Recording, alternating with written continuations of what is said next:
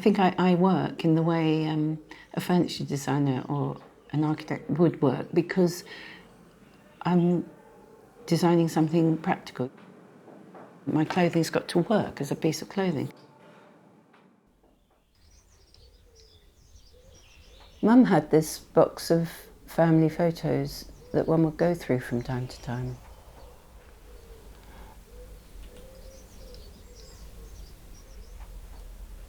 My mother's father, Grandad, he ran his own barber shop.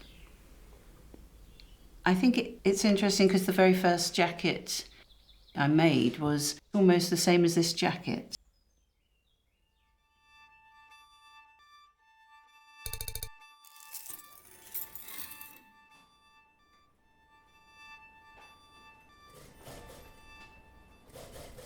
I was inspired by real people, you see. And the old black and white films with Catherine Hepburn, her lovely way of wearing men's trousers, or what looked like men's trousers.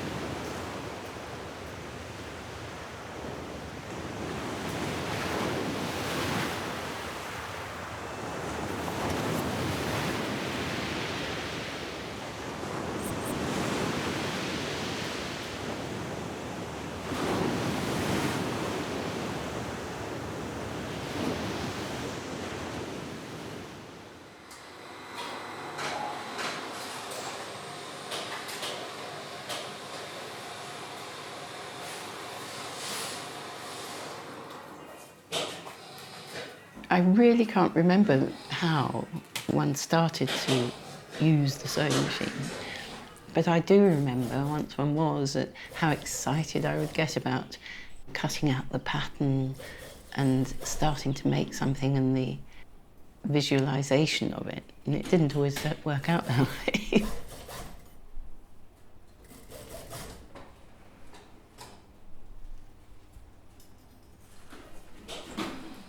It really did start, I remember, from our bedroom, because that was the one room we could make a bit more space by building the bed up high and having a machine underneath. So I would get the shirts made by home workers, and I would have Doris come in and she would buttonhole them and button them. I do remember, though, my mother coming up and also helping sew on some buttons and things before I had Doris doing it by machine. And when we ran out of space, Paul found a building nearby that we could convert into a larger workroom and studio. Doris was the buttonholer and Maud was the presser, and there was Ruby and Ellen. Josie and Julie were sisters, and June, the pattern cutter, she's come back to work with us now.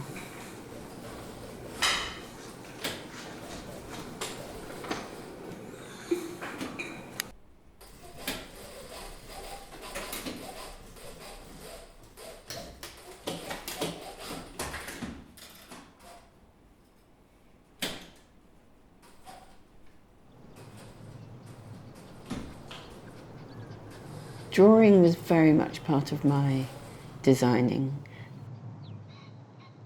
I would sort of sit down and think, what would I like to wear? And I would feel through the drawing.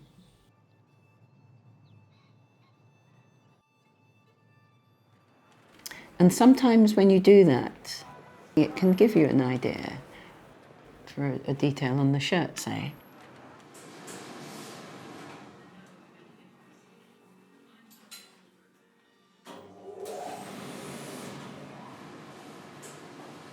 I found this beautiful shirt, pinstripe, soft fabric and made beautifully, tiny stitching. And I thought I'd love to make a shirt like this. I liked the simplicity of it and the fact that it was not ultra feminine clothes, they were wearable, practical clothes.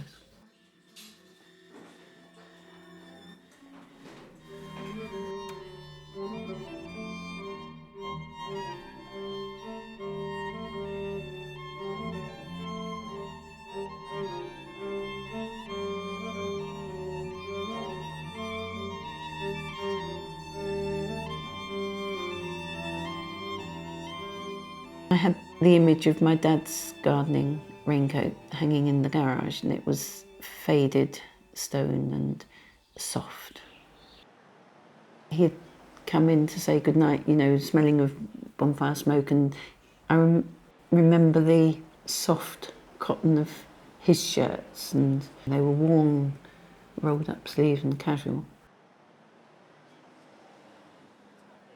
I hunted out gabardine I thought would wear in that similar way, and then lined it with shirting and made it with all those through pockets and things. It was oversized.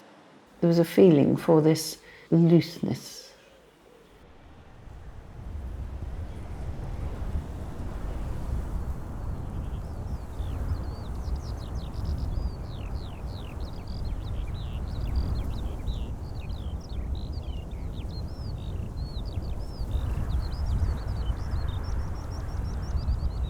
The big thing for me to get started was to find the right fabric. I still find those Harris tweeds look better in those natural colours. Similarly with corduroy, velvet takes its colour very well, and it has a sort of faded look to some of the paler colours I like. Cashmere takes colour beautifully. And even with silk, I like it to be soft, but not too precious feeling.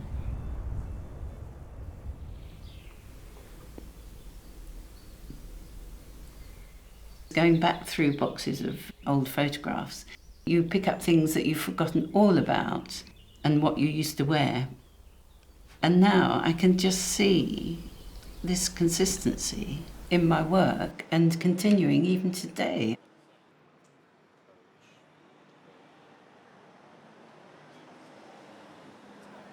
This postcard sums up my style, I think. It's sort of like a spontaneous snapshot.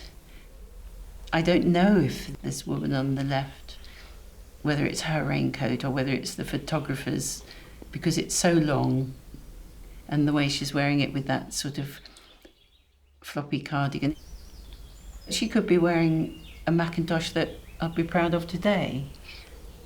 And the styling's good, the way this one on the right has just belted it without it being drawn across it. That's the sort of thing we might do in a show. It's just very, very me, really.